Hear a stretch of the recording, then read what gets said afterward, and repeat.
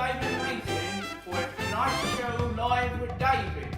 Our guest for the evening is a very well-known public speaker from Newmarket, Ontario, and I would like to invite him to the stage to talk about homeless people and the coronavirus. And without further ado, let's welcome Mr. Salman Kayani.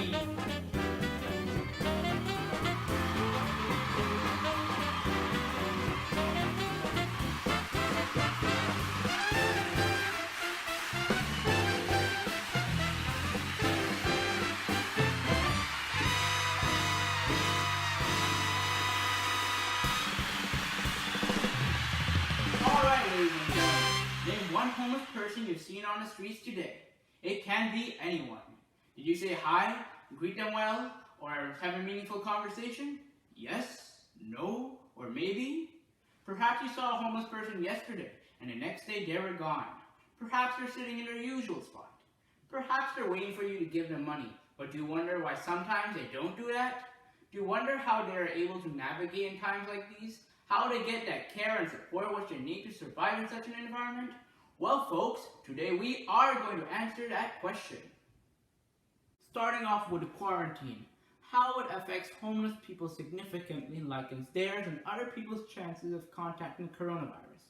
Who wants to contact a cough and sneeze that infects lungs and creates pneumonia coming from a crisis caused by the irrevocable coronavirus? I sure don't, that's for sure. Let's start off with a refresher. Homeless people are susceptible to coronavirus infection outside. Homeless people live outside. They are not able to isolate themselves in a house or shelter because there is a possibility that they could pass the infection to other people as well. About 25,000 of Canada's homeless have contracted the virus. That accounts for roughly 18% of the population in each of Canada's provinces. Furthermore, the coronavirus has affected homeless people. They are unable to directly speak to or receive supplies from people in person without safety measures when the homeless people become hospitalized. The rest of the homeless people who are not infected with the coronavirus have to be careful when attempting to enter a shelter to ensure that they do not get infected by other people who have contracted the virus in the shelter. The homeless population has increased slightly in Canada as homeless people become wary due to the assumption that they could potentially get infected by others in the shelter if they are not careful and resign themselves to the streets. Homeless people in shelters are required to sleep in separate beds set 2 meters apart from each person to minimize infection. The deliverance of food to alleviate hunger, medical supplies to keep everyone safe, and cleansing equipment to ensure good health is done in an asynchronous manner with each homeless person to reduce the possibility of infection in the shelters.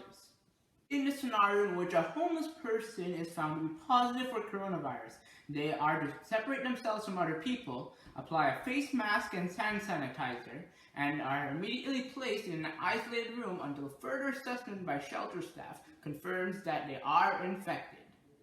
In these times, protection from the infection cannot be a direct promise, but we can keep one if we safeguard ourselves properly and apply face masks and sanitizers to ensure our safety.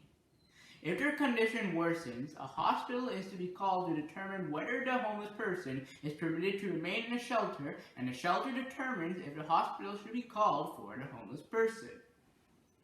Although physical distancing is in effect, the objects and things homeless people touch could have a chance of transmitting the virus to them and to others without their knowledge. The coronavirus is harsh and unforgiving. Once you knock on its door, it'll eventually invite you to its domain of diseases and sickness. Think of it as a stranger. But have you ever been told not to talk to strangers, never to come in contact with them? But this stranger is a person who has no regrets of whether someone dies yet in suffering, and if someone suffers yet lives. That's the coronavirus in a nutshell. Homeless people also sleep on surfaces that may be unclean or unsanitary, which increases the risk of infection when they come in contact with others, and considering that they are outside, can become carriers of the virus without others being aware of this as well. This all means that they are unable to be protected from the environment and are vulnerable to the virus if it ever reaches them. The environment is a breeding ground for nurturing the infection when people are collectively together and have the chance of transmitting itself to them if they are not cautioned nor aware of the transmittance. What a shocker, am I right, folks?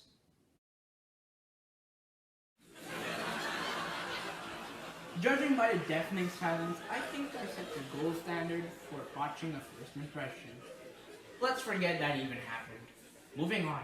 Homeless people have poor hygiene, which puts them at risk of infection. They have poor hygiene due to many different factors. They live in open streets, confined parks, and on the ground. And naturally, they would not be able to clean themselves without going to a shelter, but signing up for one is like completing an exam which requires you to explain why the earth is flat and why latte is coffee or not.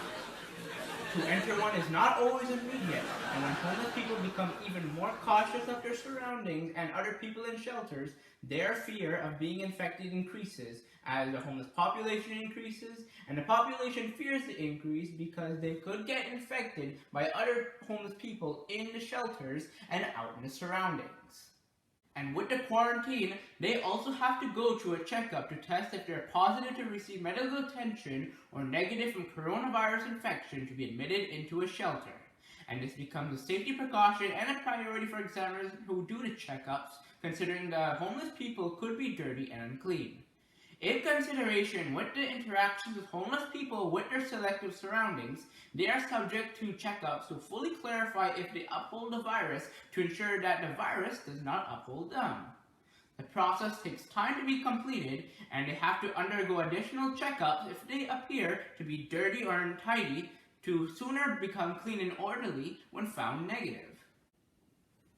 And there you have it, folks. This is your host, Salman Kayani, telling you how the quarantine substantially influences cases of coronavirus infection for homeless people and other people's likelihood of contracting the virus. To briefly summarize what I've just said, we've gone over and went into detail about how homeless people are likely to get infected by the coronavirus outside and how poor hygiene habits increase their chances of contracting the virus. With that being said, ladies and gentlemen, this brings us to an end. And meanwhile, stay safe, wear a mask, and don't forget to apply hand sanitizer on your way out. Until next time.